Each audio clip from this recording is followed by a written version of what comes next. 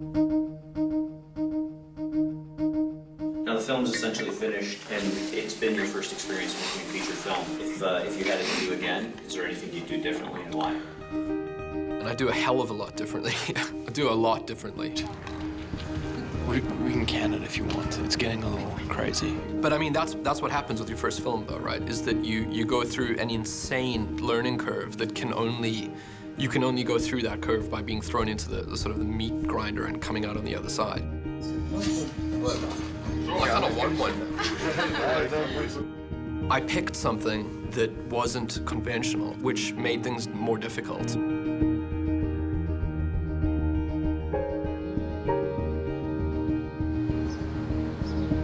Okay, so this is the Park Road Post in New Zealand.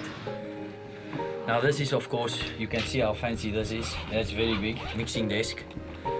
This is, of course, where they did Lord of the Rings. I'm Dave Whitehead, doing sound design for District 9, and I'm just playing around with the exosuit at the moment, which is the robot that Vickers jumps in at the end of the film. So been playing with all sorts of noises, from steam trains to truck air brakes to pitch down typewriters to Air Force, Orion, hydraulics.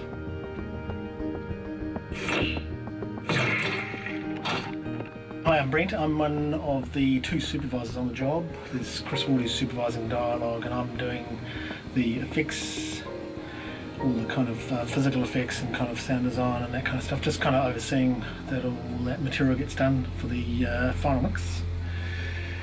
The crew that we have is essentially, as in normal films, is broken down into editors, designers, Foley people, and kind of assistants. We're also doing the Alien at the moment, trying to base the aliens around insects more than mammals, so getting more, I guess, insecty type sounds and crabs, sort of, if a crab could talk, what would it say to you?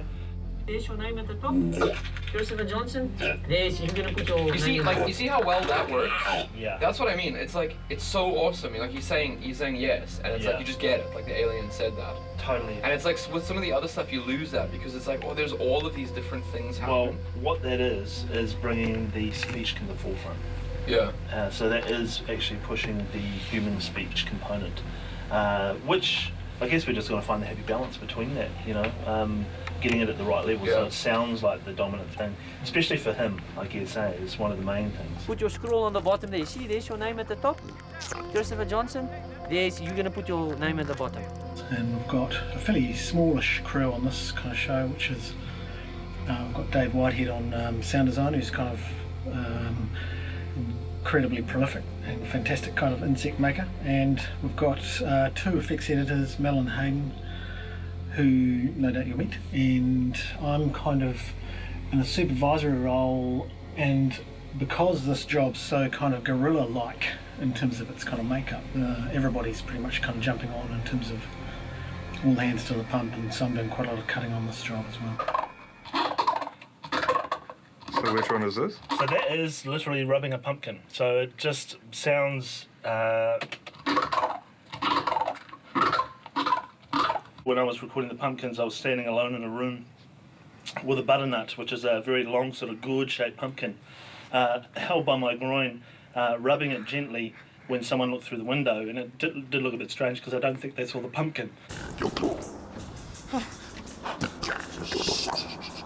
The other thing was we were thinking about different African languages, and also the language that has the clicks and that sort of thing, so we're putting mandible clicks as well, clicks and chops and bonks and...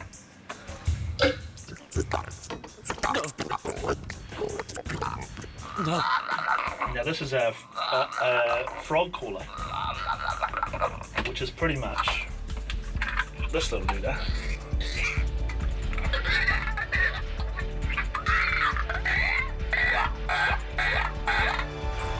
Watching the edit come together was, I'd actually say, even almost more exciting than the pre-production. It was every time it would change. This is very exciting from an editing point of view because it makes the editing such a crucial part of telling the story.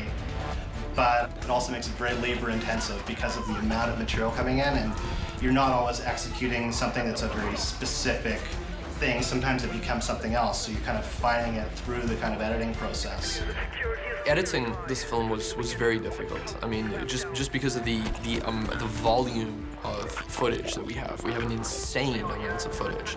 And in certain cases, you know, you're going between documentary stuff and cinematic stuff. You can't just play a whole bunch of documentary real-life footage for the audience and then just slam them into a cinematic scene. You have to kind of find the flow within that. And that took a long time to get that to work properly. And then also just going through the hours and hours and hours of different types of documentary footage that we had. We had so much footage. As much as we're using improv and stuff like that, the script was very well conceived and well structured. So at the same time, you always have a kind of blueprint you're going back to. And as far as things like the security cameras and stuff like that, that makes my assistant editor's lives more difficult because it's yet another format to deal with. But for me, it's just kind of another interesting perspective on the scene. It's an interesting project because it's got a message. You know, obviously there's stuff in there about race and xenophobia.